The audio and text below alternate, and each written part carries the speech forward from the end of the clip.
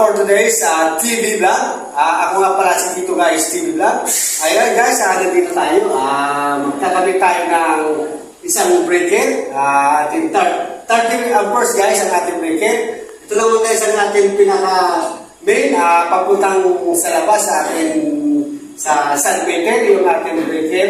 Itong ating mga metro at ito natin breaker. Ito naman guys ang ating ito guys ang ating isa, ating outlet. Ito naman natin guys sa lighting, para sa ilaw. Ito para sa outlet. Ito naman guys papunta guys sa ating submeter. Ito ang ating breaker. Ito naman guys ang ating plastic molding nakakabit na. Ikabit natin dito guys sa ating breaker. Ayan, kabit natin guys ngayon. Guys, tara! Guys, ito, mag-uumpisa tayo.